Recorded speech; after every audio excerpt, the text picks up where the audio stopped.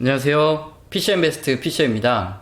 최근 유튜브에서 단편적인 뉴스들을 중심으로 마치 우리나라가 엄청난 경제대국으로 성장한 것처럼 포장하는 영상들이 유행하고 있습니다. 우리나라 어떤 기업이 미국이나 일본 등을 이겼다거나 우리나라가 이스라엘이나 러시아와 협력하기로 했다는 뉴스들, 마치 그것으로 뭔가 대단히 달라질 것으로 설명하지만 너무도 단편적인 뉴스입니다. 물론 경제에 크게 관심이 없거나 재테크를 하지 않는 경우라면 우리나라가 최고라는 생각으로 사는 것도 나쁘지 않습니다. 하지만 재테크를 하는 사람이라면 현실을 직시해야만 경제를 바르게 읽을 수 있습니다. 해당 기사는 지난 2008년 2월 일부 전문가들이 주장하던 우리나라 및 이머징 시장의 증시가 미국의 금융위기에도 불구하고 상승이 지속된다고 주장하던 실제 기사입니다. 당시 일부 전문가들은 미국의 서브프라임 사태에도 불구하고 우리나라 증시가 크게 하락하지 않고 있는 것이 우리는 이미 미국의 의존도가 낮아졌다. 한국은 이제 미국을 넘어서는 선진국이다. 라는 주장을 하기도 했습니다. 그러나 이런 냉정하지 못한 정신승리의 주장들은 많은 사람들을 사지로 내몰게 됩니다. 2008년 초 경제를 잘 모르는 일반 개인들이 가장 많이 가입했던 펀드가 브릭스 펀드 및 미래에셋에서 판매하던 국내 주식형 펀드였습니다. 다들 기억하시는 대로 그림과 같이 2008년 금융위기 우리나라 및 신흥국 증시에 투자한 사람들은 단기간에 자산이 반토막 또는 3분의 1토막이 나게 됩니다. 현실을 냉정히 판단하지 못하고 단편적인 사실들로 마치 우리나라가 엄청난 경제 대국에 진입한 것 같은 포장했던 리포트 그리고 기사들 그리고 전문가들이 선량한 일반인들을 사지로 내몰았던 것입니다. 하지만 2008년 현실은 거대 외인 자본이 현물을 털어내기 위한 선물 옵션을 이용한 장난질이었습니다.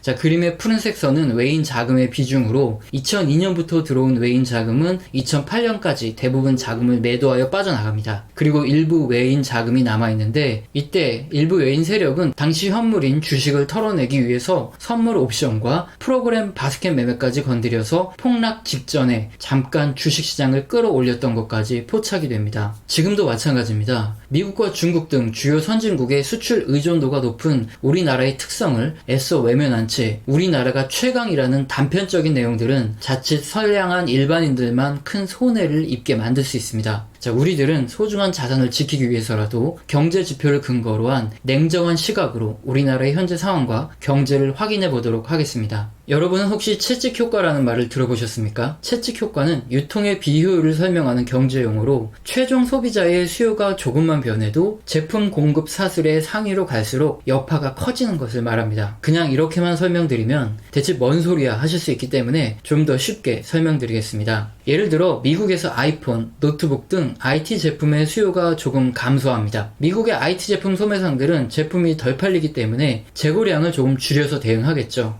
그러면 도매상의 입장에서는 여러 소매상들이 재고를 감소시키고 이것들이 합쳐지기 때문에 상당량의 판매가 감소합니다. 이에 따라 공장에 그만큼 큰 폭으로 주문을 감소시킵니다. 공장은 인건비, 기계설비 유지비, 전기, 유류비 등 기본적인 고정비용이 있기 때문에 매출이 조금만 하락해도 영업이익이 크게 감소합니다. 자, 이에 따라 공장에서는 해당 제품에 들어가는 부품을 공급하는 협력업체에도 부품 주문을 감소시킴과 동시에 제품의 단가를 인하여 달라는 요구를 하게 됩니다. 결국 수요의 작은 감소에도 공급의 최상단에 있는 부품을 생산하는 업체들은 주문 감소와 단가 하락까지 당하여 매출과 영업이익이 크게 감소하면서 상당한 타격을 입게 되는 것입니다. 자, 반대의 경우 IT 제품의 수요가 증가하면 도매, 소매상들이 재고를 비축하기 위해서 주문량을 더 빠르게 늘리기 때문에 공장 주문이 증가하고 공장에서도 부품 재고를 더 많이 쌓아두려 하기 때문에 부품 공급업체의 이익은 더욱 크게 증가하는 현상이 발생합니다.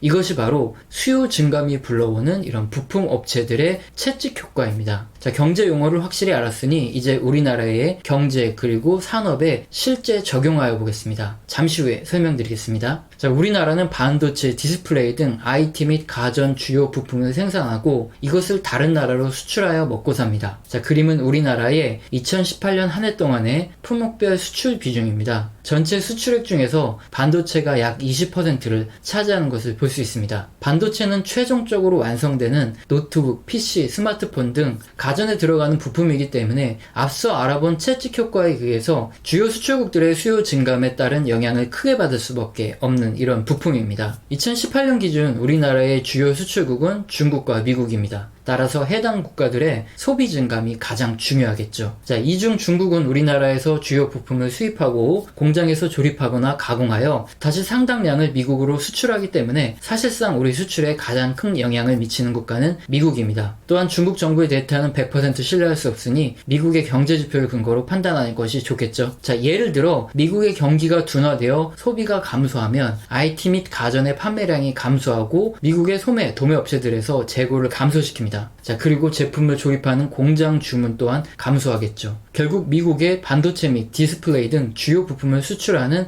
우리나라의 삼성전자와 하이닉스 등은 제품 주문이 감소함과 동시에 단가 인하 압력까지 들어오면서 큰 어려움을 겪게 됩니다. 자, 뿐만 아니라 우리나라의 전체 수출 비중에서 반도체 수출 비중이 20%를 차지하죠. 이 때문에 반도체 수출 감소는 우리나라의 전체 수출 감소를 불러옵니다. 외국인 투자자들이 자금을 넣거나 뺄 때 중요한 기준으로 보는 것이 우리나라의 수출 지표이기 때문에 반도체 수출 감소는 외인 자금의 이탈까지 불러일으키고 우리나라 증시 및 경기의 둔화를 불러일으킵니다. 자, 정말 그런 것인지 단순히 저희 뇌피셜인지 지금부터 경제 지표를 통해서 하나하나 확인해 드리겠습니다. 그림은 반도체 중 D램 가격입니다. D램은 흔히 말하는 메모리를 말하는데요. 메모리가 높아야 게임이 잘 돌아가죠. 게임을 좋아하시는 분들은 잘 아실 겁니다. 2018년부터 미중 무역전쟁으로 인하여 미국 내 IT 제품의 소비가 감소하기 시작합니다. 자, 이에 따라 주요 부품인 D램의 주문량과 가격은 채찍 효과로 그림과 같이 이렇게 크게 떨어집니다. 자, D램뿐만 아닙니다. 낸드 플래시의 가격도 마찬가지로 하락하는데요. 자, 낸드 플래시는 휘발성이 아닌 장기간 데이터가 보존되는 반도체로 흔히 하드 또는 SSD라고 말합니다. 많이들 들어보셨을 겁니다. 그림과 같이 D램과 낸드 플래시 등의 주문과 단가 하락이 나타나죠. 이에 따라 삼성과 하이닉스 등의 매출과 이익은 큰 폭으로 감소합니다. 우선은 정말 채찍 효과로 인한 공급 사슬에 최상단인 부품업체의 단가 인하까지 나타날까 하는 궁금증은 지금 지표를 통해서 해소가 되셨을 겁니다. 자, 다음으로 미국 내 소비가 감소한다고 정말 우리나라 경제가 어려워질까 하는 의문점을 지표를 통해서 풀어보겠습니다. 자, 우선 미국의 소비는 소매 판매 증가율 지표를 통해서 확인할 수 있습니다. 그리고 보여드리는 차트는 미국 소매 판매 증가율과 미국의 수입액 증감률을 비교한 표입니다. 자, 당연히 일치합니다. 미국의 소비가 감소하면 그만큼 수입량도 감소하는 것이죠.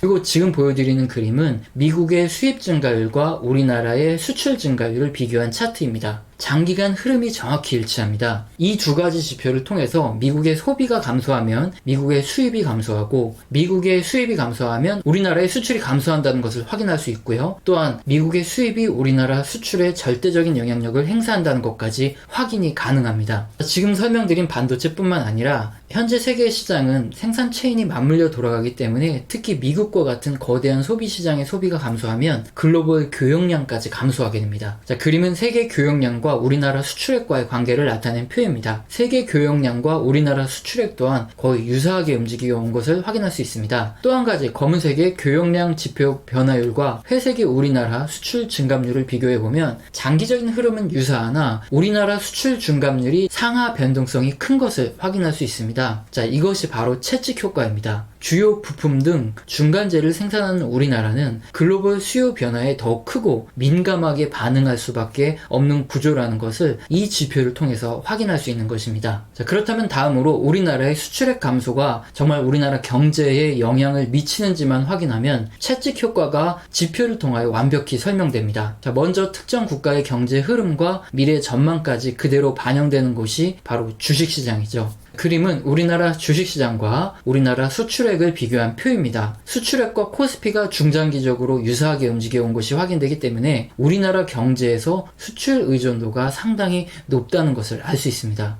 그리고 이 그림만 보여드리면 주식시장만 그런 것이 아니냐, 우리나라 경제와 수출 금액은 상관이 없지 않느냐, 이런 질문을 하실 수도 있죠. 자, 그래서 정말 주식시장과 우리나라 경제가 동행하는지 선행하는지 확인해 보겠습니다. 자, 그림의 붉은색은 우리나라 주식시장의 전년 동기 대비 증가율이고 검은색 선은 우리나라의 GDP 전년 동기 대비 증가율입니다. 자, 지난 약 40년간의 차트인데요. 자, 딱 봐도 주식시장과 우리나라 경제성장률 GDP는 중장기적으로 유사하게 움직여 온 것을 확인할 수 있으며 붉은색의 주식시장 증가율이 약간 선행하기도 하는 것이 확인됩니다. 자, 이렇게 경제지표를 통해서 채찍 효과를 확실히 검증할 수 있었으며 미국의 소비의 증가, 감소 여부에 따라 주요 부품 및 중간재의 수출 의존도가 높은 우리나라의 경제가 영향을 받는다는 것 또한 증명할 수 있었습니다. 이러한 이유로 우리는 미국의 경제를 확인하고 미국의 소비, 제조업, 그리고 고용, 임금 등의 지표를 계속 확인하면서 이것들이 어떤 영향을 미칠지 확인하고 있는 것입니다. 현재 유행하는 영상들처럼 마치 우리나라가 대단한 선진국에 진입하여 있고 수출 의존도가 높다는 것을 애써 외면한 채